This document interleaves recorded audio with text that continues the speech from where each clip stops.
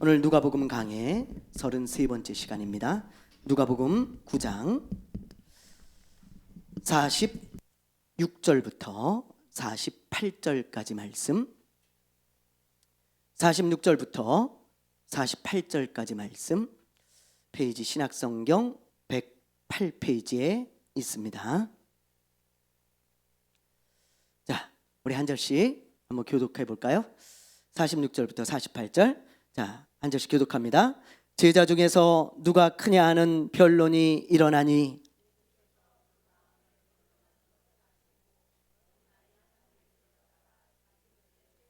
같이 합니다. 그들에게 이르시되 누구든지 내 이름으로 이런 어린 아이 하나를 영접하면 곧 나를 영접하며 또 누구든지 나를 영접하면 곧 나를 보내신 이를 영접함이라. 너희 모든 사람 중에 가장 작은 그가 큰 자니라. 아멘.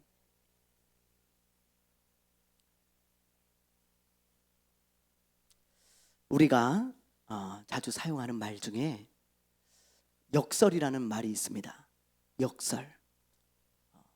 이 역설이라는 것은 말도 안 되는 이야기 같은데 가만히 생각해 보면 그 안에 진리가 담겨 있고 그 속에 정말 진실이 담겨 있는 말, 그런 걸 역설이라 하죠. 예를 들면 이런 겁니다. 살고자 하면 죽고 죽고자 하면 산다. 이 역설이에요. 말이 안 되잖아요. 어떻게 여러분 살고자 하면 죽습니까? 살려고 해야 살잖아요. 그런데 살고자 하면 죽고 죽고자 하면 산대요. 그래서 말도 안 된다, 그런 생각을 우리가 할 때가 참 많지만 우리가 좀 살아봐서 알지만 여러분 이게 결코 틀린 말이 아니지 않습니까? 우리가 어떤 일을 할 때 정말 죽기 살기로 무슨 일을 하면 그게 살아나는 것을 우리가 보게 되어지잖아요. 그래서 우리가 이런 말을 볼 때 이게 맞는 말이구나, 이게 틀린 말이 아니구나, 그렇게 우리가 생각이 되어지죠. 또 여러분 이런 말이 있죠. 급할수록 돌아가라. 모르십니까? 다 아시죠? 급할수록 돌아가라. 급한데 어떻게 돌아가요? 빨리 가야죠. 1초라도 빨리 가야 되잖아요. 그런데 급할수록 돌아가래요. 말이 안 되죠. 급한데 어떻게 돌아가요? 그런데 우리가 일상생활에서 아주 자주 경험합니다. 급하다 그래서 우리가 뭔가를 막 서둘러서 하거나 막 일을 하게 되면 실수할 때가 너무 많아요.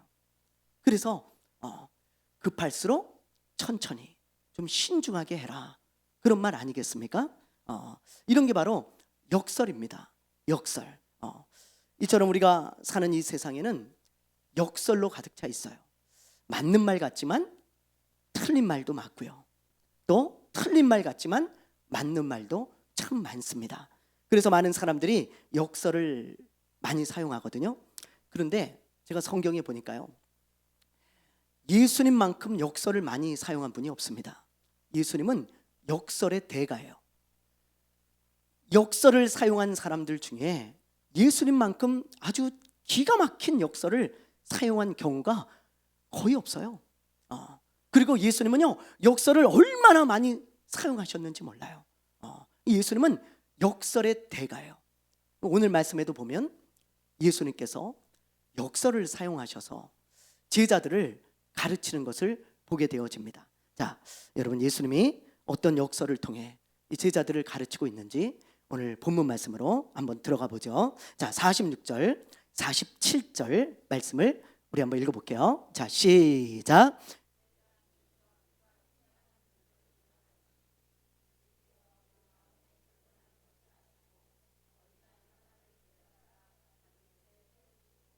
자, 여기 보면 제자들이 지금 누가 더 큰 자인가, 누가 더 큰 사람인가, 그런 것으로 다투고 변론을 하는 것을, 싸우는 것을 볼 수 있습니다. 그러자 예수님께서 어린아이를 하나 딱 세워놓으시고 그리고 이 제자들을 가르치는 거예요. 근데 우리가 이제 지금 누가복음을 보면 굉장히 짧게 나와 있죠.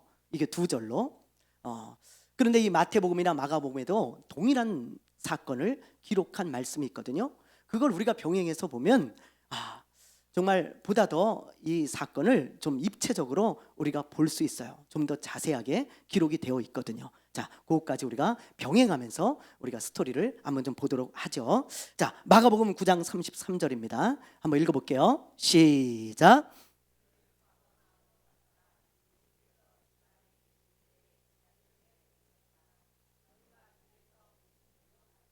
네, 세번역 성경인데요. 자, 여기 보면 예수님이 제자들에게 묻죠. 뭐라고 묻습니까? 너희가 길에서 무슨 일로 그렇게 다퉜냐? 무엇 때문에 그렇게 다투면서 서로 싸웠냐? 그렇게 물어요. 이걸 이제 잘 생각하시고, 자, 마태복음 18장 1절에는 이렇게 기록되어 있습니다. 한번 읽어볼게요. 시작.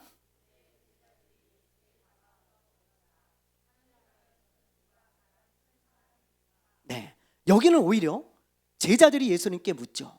예수님, 도대체 하늘나라 저 천국에서는 누가 가장 큰 사람입니까? 우리 12명 중에 누가 제일 큰 사람이죠? 그렇게 묻는 것을 보게 되어지죠. 그러니까 이 동일한 사건을 이렇게 세 가지 각도에서 이렇게 기록을 했는데요. 이걸 이제 종합해서 제가 말씀을 드리자면 이런 거예요. 자, 제자들과 예수님이 집으로 돌아가는 길에 제자들이 서로 막 싸운 거예요. 예. 누가 더 큰가? 천국에서는 누가 더 큰 사람이고 누가 더 높은 자리를 차지하는가? 그것으로 막 제자들이 싸우고 있습니다. 그리고 집에 도착했어요. 그러자 예수님이 그제서야 묻습니다. 제자들에게. 얘들아, 너희들이 아까 길에서 뭐 때문에 그렇게 싸우고 뭐 때문에 그렇게 다퉜냐? 그때 제자들이 예수님께 이렇게 묻는 거예요. 예수님, 우리가 질문이 있어요. 뭐냐? 도대체 천국에서는 누가 큰 자입니까? 하나님의 나라에서는 우리 12명 중에 누가 더 높은 자리에 올라갈 자인지 예수님 제발 솔직하게 좀 말해주세요. 우리가 그것 때문에 아까 다투고 싸웠습니다. 혹시 베드로입니까? 베드로가 가장 높은 자리에 올라갈 겁니까? 아니면 요한과 야고보입니까? 아니면 다른 제자입니까? 예수님 진짜 솔직하게 얘기해 주셔야 됩니다. 천국에서 우리 12명 중에 누가 제일 큰 자일까요? 그렇게 물었어요. 그게 지금 이 세 가지 복음서에 나타난 이 사건의 스토리입니다. 여러분 이해가 되시죠? 그렇게 된 거예요. 자, 여러분 저는요 이 제자들의 싸움이 이렇게 시작됐다고 생각해요. 자, 지난주 말씀 여러분 기억나세요? 지난주 이 사건이 있기 전에 바로 직전에 어떤 사건이 있었냐면 예수님이 베드로와 요한과 야고보 이 세 제자를 데리고 기도하러 산에 올라가시잖아요. 거기 기도하러 올라가셔가지고 기도할 때 예수님이 기도하실 때 이 베드로와 요한과 야고보가요 놀라운 장면을 목격하죠. 예수님이 변화가 돼가지고 얼굴이 해같이 빛나는 거예요. 영광스러운 모습으로 변화된 것을 베드로와 요한과 야고보가 목도를 했습니다. 그렇죠? 그리고 하나님의 음성까지 들어요. 하나님이 뭐라고 말씀하십니까? 이는 내 사랑하는 아들이요 내가 선택한 자니 너희는 예수의 말을 들어라.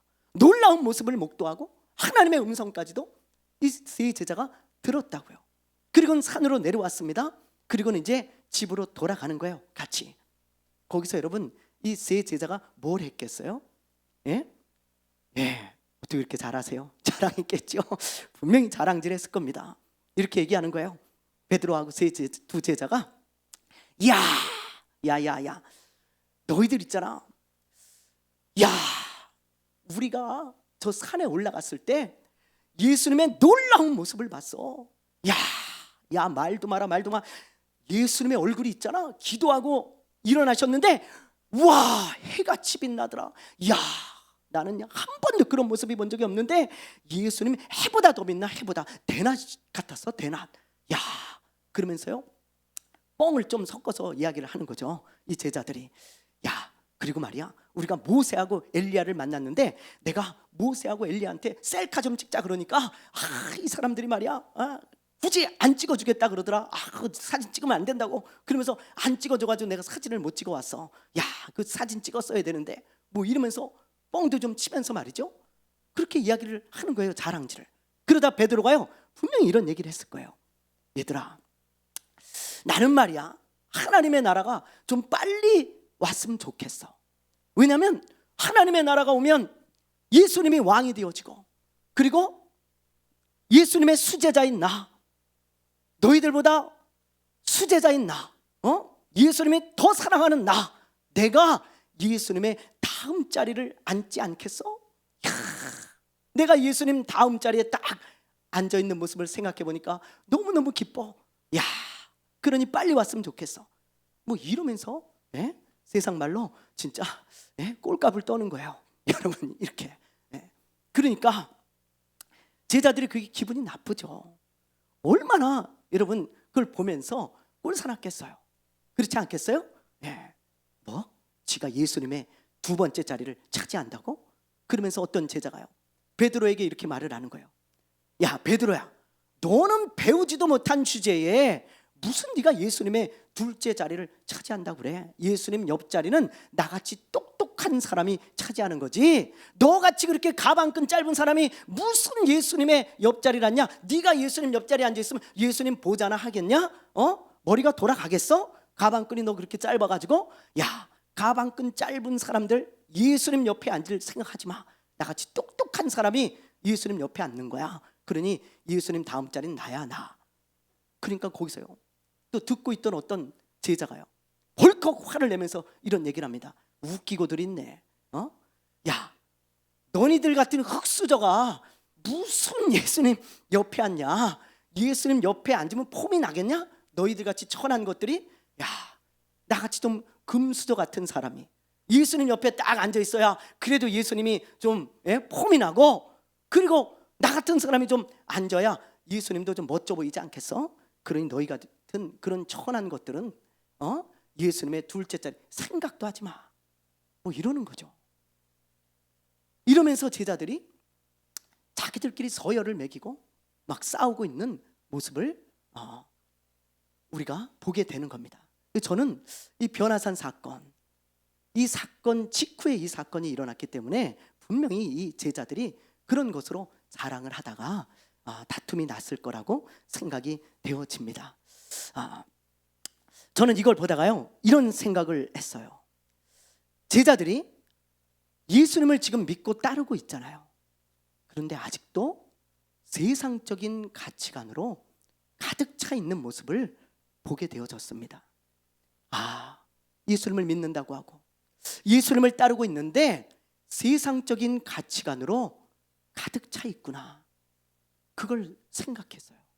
그걸 묵상해 봤어요. 세상적인 가치관이 뭐예요? 보여지는 겉모습, 또 가지고 있는 것들, 그런 것들을 서로 비교하면서 사람의 높고 낮음을 평가하는 거 아니겠습니까? 그게 세상적인 가치관이죠. 예를 들면 이런 것입니다. 예를 들면 돈이 많은 사람, 사람들이 얘기하기를 잘 사는 사람이라고 얘기를 해요. 돈이 없는 사람, 못 사는 사람이라고 얘기합니다. 그런데 여러분, 돈이 있고 없고는 우리가 잘 살고 못 살고의 기준이 아니잖아요. 돈이 없어도 잘 사는 사람이 있고 돈이 많아도 못 사는 사람이 있어요. 근데 우리는 통틀어서 돈이 많으면 잘 사는 사람 높은 기준을 줘요.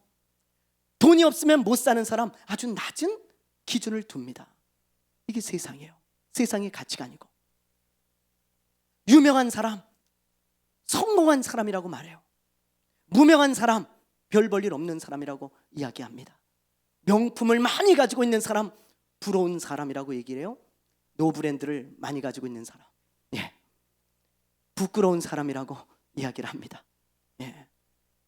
여러분, 우리는 이렇게, 우리가 아니라 이 세상은 이렇게 구분 지어져요. 다른 사람과 비교해서 무엇인가 더 많은 걸 가지고 있으면 높은 가치를 두고, 그렇지 않으면 훨씬 낮은 가치를 두는 거죠. 그래서 우리 지우가 우리 친구들하고 이런 이야기를 했다는 거예요. 우리가 무슨 한우냐? 한우? 왜 우리를 자꾸 1등급, 2등급, 3등급으로 나누냐는 거예요. 제가요, 그 말을 듣는데 얼마나 웃긴지 진짜 웃었어요. 우리가 무슨 한우야, 아빠? 왜 1등급, 2등급, 3등급, 왜 이렇게 등급을 자꾸 매겨?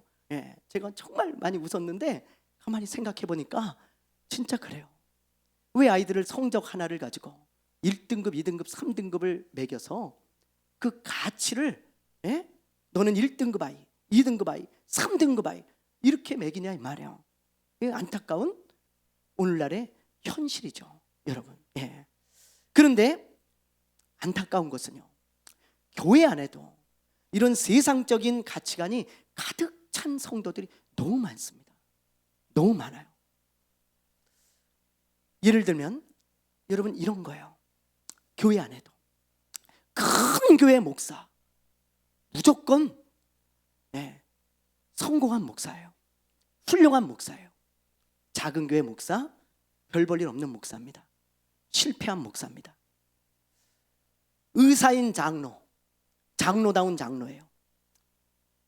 별 볼 일 없는 그런 그냥 평범한 직업을 가진 장로, 별 볼 일 없는 장로로 여겨요.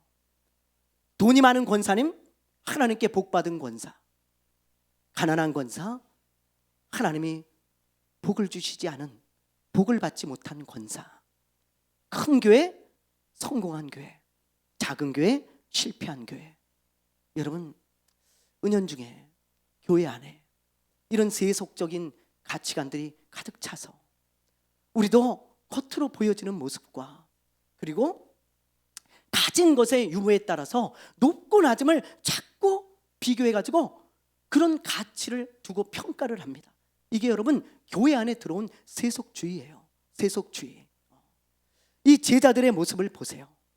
제자들은요, 겉으로 보여지는 모습과 자기들이 가진 것을 가지고 서열을 매기고 있어요. 나는 너보다 더 많이 배웠으니까 천국에서도 나는 더 높은 자리에 앉을 거야. 나는 너보다 더 많은 걸 가졌으니까 나는 천국에서 예수님 다음 자리야. 나는 너보다 성공한 사람이니까 나는 천국에서도 예수님이 높은 자리 주실 거야. 나는 너보다 이러니까 너보다 더 많은 재능을 가지고 있고 너보다 더 많은 것을 가지고 있으니까 나는 천국에서도 분명히 너보다 더 높은 사람이 될 거야. 이런 세속적인 가치를 이 제자들도 가지고 있는 거예요, 여러분. 그래서 자기들끼리 서열을 막 매기면서 싸우고 있는 것입니다. 여러분, 이런 제자들에게 예수님께서 뭐라고 말씀하셨을까요? 뭐라고 말씀하셨을까요?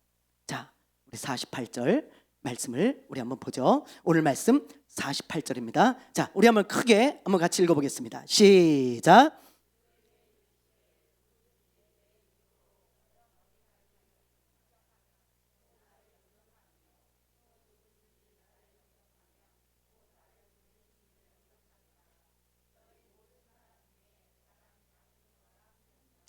자, 예수님 뭐라 그러십니까? 어린아이를 딱 앞에 세우시고요. 그리고 하시는 말씀이, 얘들아 너희들이 오해를 했다. 오해를. 천국은 세상의 가치관이 적용되는 곳이 아니야. 천국은 달라. 하나님의 나라는 달라. 그러시면서 어린아이를 앞에 세우시고 뭐라 그러십니까? 지금 역설을 얘기하시는 거예요. 가장 큰 자가 되길 원하냐? 천국에서? 그러면 이 어린아이처럼 가장 작은 자가 돼야 돼. 그렇게 말씀하셨어요. 이 말씀이 좀 어렵죠? 자, 마가복음에 보면 이 말씀을 해석해 주신 말씀이 있어요. 자, 우리 마가복음 9장 35절을 한번 세 번역으로 한번 읽어보겠습니다. 자, 시작. 예수께서 앉으신 다음에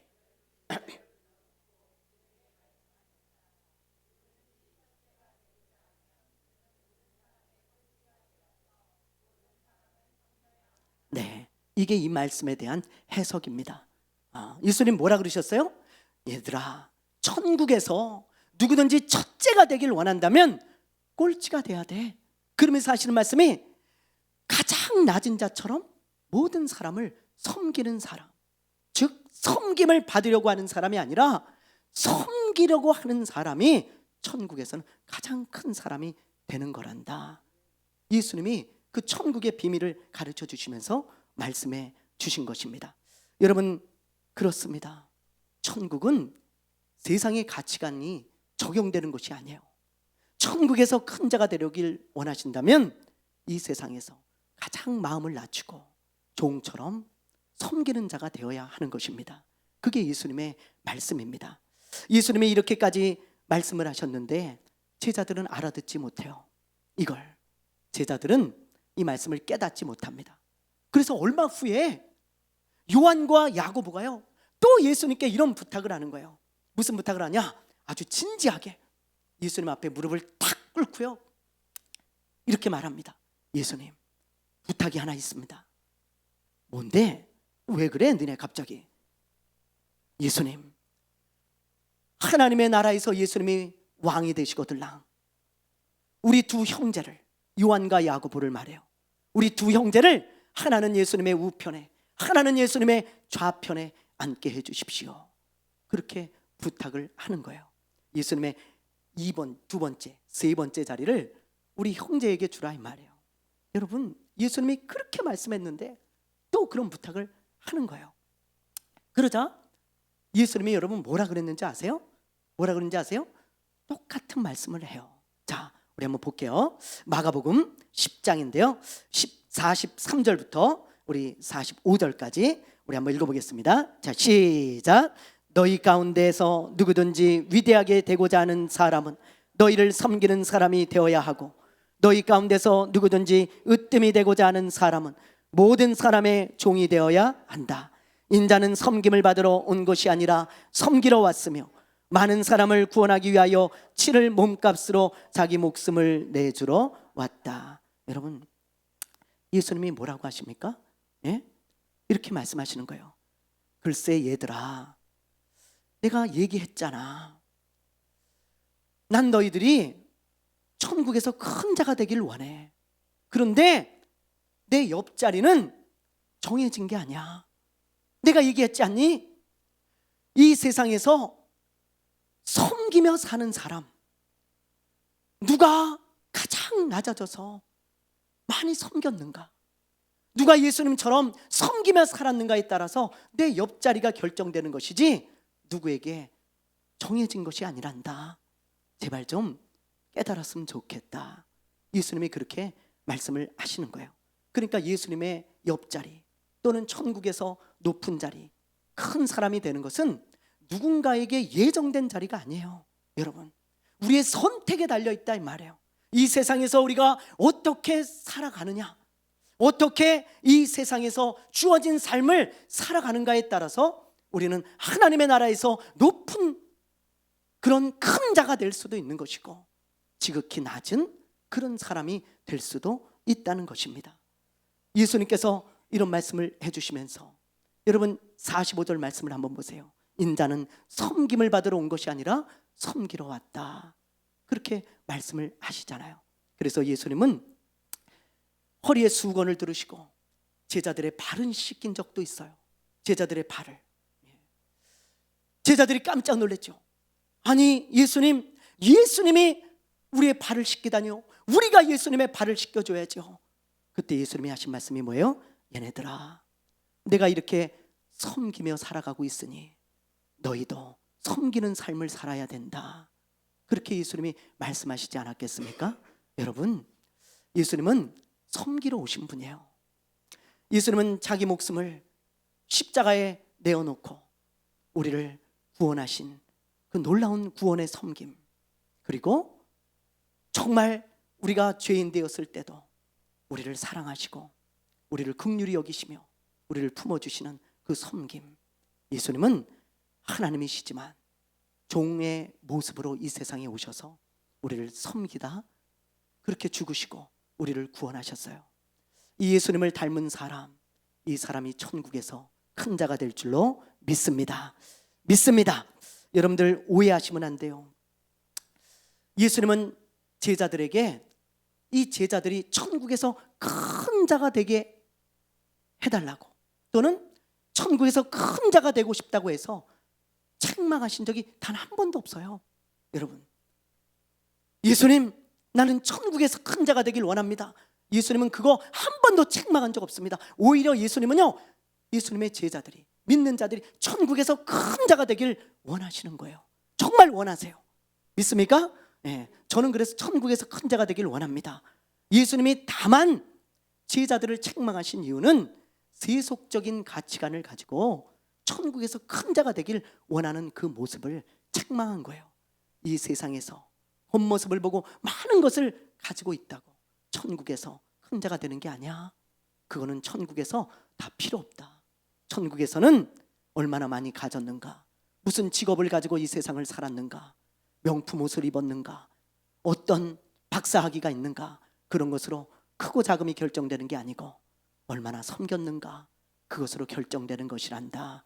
그거를 강조해 주신 말씀입니다.